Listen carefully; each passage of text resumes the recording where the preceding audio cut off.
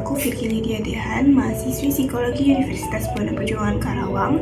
Hari ini kita bakal ngobrol tentang apa itu PIO, apa manfaatnya, dan kenapa kita semua bahkan yang bukan HR itu perlu tahu gitu. Jadi, Psikologi Industri dan Organisasi atau PIO ini cabang psikologi yang menggunakan prinsip dan praktek psikologi untuk mengkaji perilaku manusia, proses mental dan interaksi individu dengan organisasi dan lingkungan kerja. Nah, dengan tujuan utamanya yaitu meningkatkan efisiensi organisasi, kinerja karyawan, serta kesejahteraan di tempat kerja. Jadi sederhananya, psikologi industri dan organisasi ini adalah cabang psikologi yang mempelajari perilaku manusia dalam dunia kerja. Selanjutnya yaitu wawancara psikologi industri dan organisasi. Organisasi itu yaitu organisasi formal yang mencakup organisasi yang mencari keuntungan dan organisasi yang tujuan utamanya bukan mencari keuntungan. Nah, organisasi yang mencari keuntungan yaitu seperti seperti industri, perdagangan, mitra akuntan, biro perjalanan, perbankan, dan sebagainya. Lalu untuk organisasi yang tidak mencari keuntungan itu lembaga pendidikan, rumah sakit, badan pemerintah, organisasi masyarakat, dan sebagainya. Jadi kayak lembaga dan yayasan gitu. Nah, objek PIO ini yaitu manusia sebagai tenaga kerja dan konsumen. PIO ini berhubungan dengan industri dan organisasi. Semulanya ilmu ini dinamakan psikologi industri yang berfungsi utamanya menerapkan ilmu psikologi industri. Nah, dengan berkembangnya psikologi industri menjadi ilmu yang mandiri, maka terjadi perubahan pada namanya yaitu psikologi industri dan psikologi organisasi. Selanjutnya, dalam kaitan dengan proses produksi dalam sistem, perilaku manusia dipelajari sebagai tenaga kerja pelaksanaan yang dikelola dan tenaga pengelola atau manajer. Nah, peran utama psikologi industri dan organisasi itu yang pertama ada psikologi pegawai, yaitu untuk menganalisa pekerjaan, menentukan gaji, training pegawai, dan evaluasi kerja pegawai. Lalu untuk psikologi organisasi itu untuk mengurus masalah kepemimpinan, kepuasan kerja, motivasi pegawai, komunikasi antar anggota organisasi, pengaturan konflik, pengubahan organisasi, dan proses dalam sebuah organisasi. Lalu untuk faktor manusia ini berfokus pada desain tempat kerja, interaksi manusia dengan mesin, ergonomik, dan mengurus lelah dan stres pegawai. Nah, psikologi industri dan organisasi ini bergantung pada penelitian, metode kualitatif, dan teknik tes, atau lebih kepada data empirikal dan statistik daripada judgement. Nah, psikologi industri dan organisasi itu bukan psikolog di kantor ya, tapi psikolog yang membantu kemajuan sebuah organisasi dan industri. Nah, dalam pendekatan industri, fokusnya itu pada penentukan kompetensi yang dibutuhkan untuk melakukan pekerjaan, menyusun pegawai, dan meningkatkan kompetensi melalui pelatihan dan pengembangan. Nah, untuk pendekatan organisasi itu menciptakan struktur organisasi dan budaya yang akan memotivasi pegawai agar dapat bekerja dengan baik dan menunjukkan kinerja yang optimal. Nah, psikologi industri dan organisasi itu kerjanya biasanya di mana aja sih? Biasanya psikologi industri dan organisasi dapat bekerja di kayak perguruan tinggi, firma konsultan, pengusahaan swasta, perusahaan negeri, dan aparatur sipil negara. Firma konsultan itu untuk membantu sebuah organisasi agar menjadi lebih produktif, terus perusahaan swasta itu untuk menjadi konsultan hanya untuk suatu perusahaan itu saja, dan masuk jajaran manajemen yang berhubungan dengan sumber daya manusia. Lalu perusahaan negeri atau ASN itu untuk bekerja untuk pemerintah. Psikologi industri dan organisasi ini dapat memberikan kontribusinya pada perilaku keorganisasian dan manajemen sumber daya manusia. Kaitan psikologi industri dan organisasi dan perilaku organisasi yaitu terdapat bidang-bidang kajian yang sama. Terus psikologi industri dan organisasi itu ilmu yang mempelajari perilaku manusia dalam perannya sebagai tenaga kerja dan konsumen dan mempelajari perilaku manusia baik secara perorangan maupun secara berkelompok.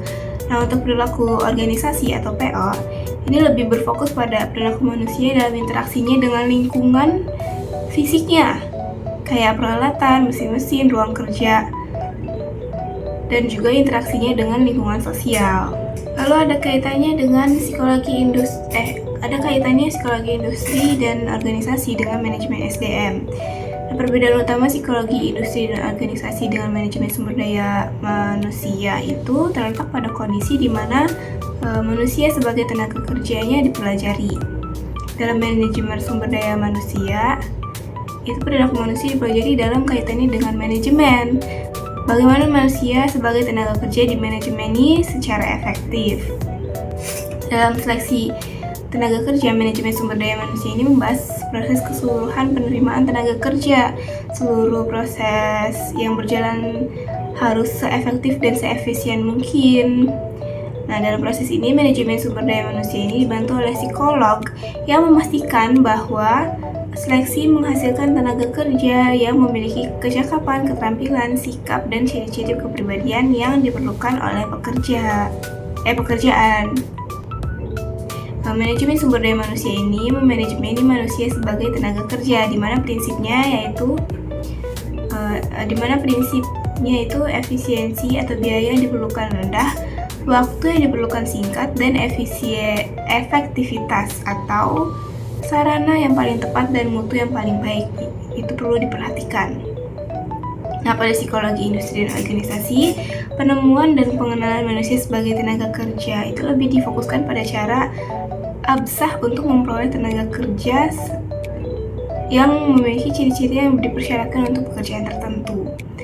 Dalam psikologi industri dan organisasi, perilaku tenaga kerja ini dipelajari untuk mengenal kepribadian dalam rangka yang pertama ada proses seleksi, pendapatan, proses pelatihan dan pengembangan, lalu interaksi lingkungan kerja dengan lingkungan fisik dan sosial. Apa sih bedanya manajemen sumber daya manusia dengan psikologi industri dan organisasi? Nah, ini tuh kadang dibilang sama, tapi ini tuh berbeda sebenarnya. Yang paling membedakan keduanya yaitu pengaplikasiannya. Kalau manajemen SDM itu memperbolehkan wawancara tidak terstruktur sebagai alat tes rekrutmen. Kalau untuk PIO, tesnya itu harus terstruktur, wawancara perilaku, sampel kerja, biodata, dan asesmen. Jadi ruang lingkup PIO itu cukup luas ya. Ada beberapa contoh yang paling sering digunakan di dunia kerja. Yang pertama itu rekrutmen dan seleksi karyawan. Itu bagaimana memilih kandidat yang tepat dengan metode ilmiah yaitu tes psikologi, wawancara terstruktur sampai simulasi kerja. Yang kedua, pelatihan dan pengembangan, yaitu membuat program training, coaching, atau mentoring untuk membantu karyawan berkembang. Lalu yang ketiga, penilaian kinerja. Ini tuh bukan cuman kasih angka ya, tapi analisis apa yang mempengaruhi performa dari motivasi sampai beban kerja. Lalu yang keempat ada kepemimpinan dan teamwork. Nah, sekarang pertanyaannya, kenapa sih kita perlu PIO? Emang seperti itu gitu? Jawabannya yaitu iya ya, sangat penting. Karena dunia kerja sekarang itu berubah cepat. Ada WFH, hybrid working, terus generasi baru seperti Gen Z yang masuk dunia kerja, sampai isu mental health yang makin terlihat gitu.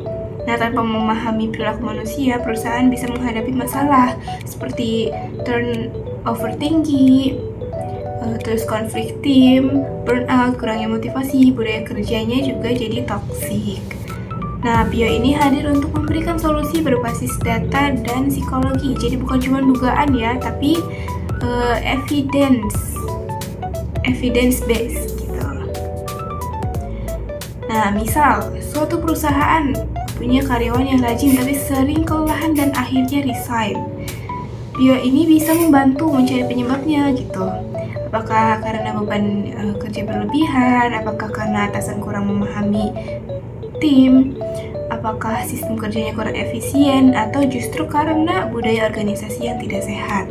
Nah, dengan analisis ini, perusahaan bisa memperbaiki sistem, bukan hanya menyalahkan karyawannya. Jadi, psikologi industri dan organisasi itu bukan cuma tentang perusahaan, tapi tentang bagaimana membuat tempat kerja menjadi lebih baik, lebih sehat, dan lebih manusiawi. Dari sekian materi dari saya hari ini. Terima kasih sudah menonton. Bye-bye.